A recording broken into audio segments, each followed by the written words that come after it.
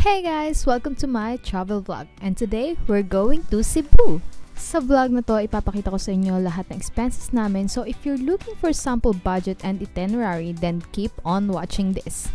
So, nakuha ko yung round trip ticket namin for only 3,000 pesos. DIY tour lang kami, so nagrent lang kami sa airport ng van for 4,000 pesos, that's for 4 hours na.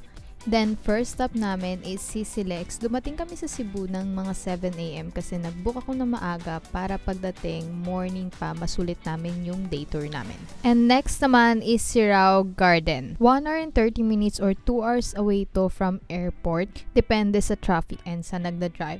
Maraming pagkain dito, maraming bilihan, ng pagkain dito. So, pag nagutom kayo or nauuhaw kayo, don't worry. And look at the view. Ang ganda rito guys, pero dumating kasi kami mga 9 AM na, so tirik na yung araw, ang init, pero sobrang ganda talaga dito guys. Kaya ito yung dapat puntahan nyo, it's either hapon or early in the morning para masulit yung puntahan. Dumaan din kami sa House of Lechon pero ang haba ng pila, so kumain na lang kami somewhere. And hindi na kami masyadong nag-ikot sa Cebu City. Last stop namin is bus station going to Oslob. Dahil 4 to 5 hours pa yung biyahe namin going to Oslob. So, dito ako nag-book sa Gingging Hotel which is 7 to 8 minutes away lang to para sa whale shark watching namin tomorrow. Mas pinili kong mag-book na sa Oslob for this night para hindi na kami ganun kaaga gigising bukas for whale shark watching. Makapagpahinga kami ng maayos cause I'm with my parents. So, I suggest gawin nyo rin yun guys kasi ang aga ng pick up or call time nyo sa Cebu City if hindi yun yung ginawa nyo. 6 AM dumating kami rito and ang haba ng pila, but don't worry, pila yun ng foreigner. Iba yung pila ng foreigner sa local, which is good. So pag nakabili na kayo ng ticket, mayroon lang briefing na 5 minutes or 10 minutes about Butanding kung ano yung do's and don'ts. Then i-wait nyo na lang yung turn nyo para pumunta sa dagat. And nag-rent din kami ng GoPro for 550 pesos. Lahat na yon, and yung guide nyo na yung magte-take ng pictures and videos during whale shark watching. Funny story, itong nakita naming nasa ibabaw, maliit lang. So akala mo, maliit lang. Pero pagbaba mo, nakita mo yung isa, ang laki, as in, ang laki. Pero sa una lang siya nakakatakot, ma-enjoy nyo tong experience na to. And ako, first time ko to. And super na-enjoy ko talaga. Busy lang siyang kumain, kaya ikaw, magpa-picture, magpa-video, wala siyang pakialam sa'yo. Next stop is Tumalog Falls. This is optional, 200 pesos per person. And ang mag-aayos nito is yung tour guide nyo na mismo. Kasama na doon yung sinakyan kaninang jeep and then itong motor papunta sa baba and paakyat ulit. Ihahatid nila kayo. So, kung mag-o-Oslob tour kayo, guys, you must go here. Ang ganda ng Tumalog Falls, as in 10 out of 10. Highly recommended to, guys, kasi hindi siya mahirap puntahan. And guys, look at this view. Wow! Guys, pag nandito na kayo, ang linaw ng tubig niya.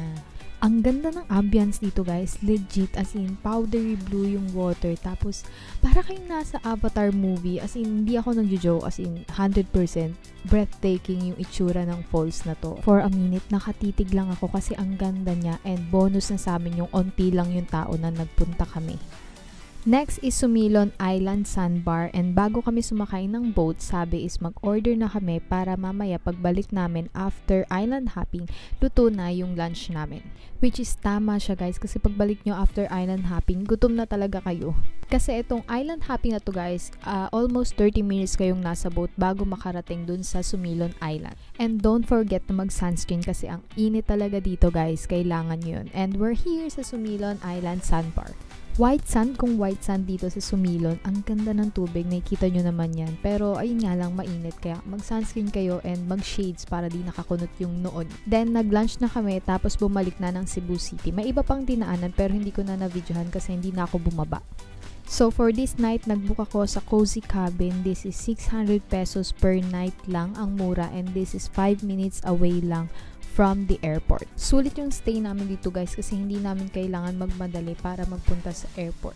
So kung kayo tapos na kayo mag-tour sa Oslob or Moalboal, better na magstay na kayo ng night malapit sa airport para makapagpahinga kayo ng maayos. So, ito yung itsura ng place niya. Bunk bed per bunk bed siya. 600 pesos per night. Super mura lang nito. And may free towel na kayo.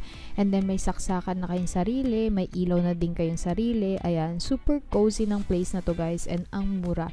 This is a condominium, guys. So, may pool dito. Kaya kung hapon pa yung flight nyo, makakapag-swimming pa kayo. And ang ganda ng lugar, diba? And then may blinds din para for privacy kung magbibihis ka.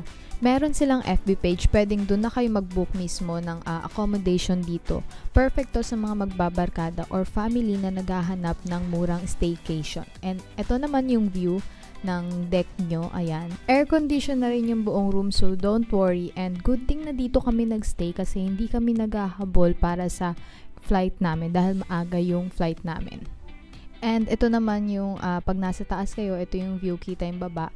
And meron din siyang mga binebenta na mga food, mga drinks, so hindi na kayo lalabas kung may kailangan kayo. Then, going to airport, nakita namin yung nag-tour sa amin na van kahapon. So, sinakay niya kami kasi walang tricycle papuntang airport. It's either van or taxi or grab lang, guys. So, total expenses per head is 7,325 excluding yung food and other expenses because it depends on you kung saan ka kakain. Kung sa mahal ba o mura. So, yeah, I hope this vlog helps you guys kung naghahanap kayo ng sample itinerary or budget plan for your Cebu trip. So don't forget to click like, share, subscribe, and ring the bell para ma-notify kayo for my next trip. Bye!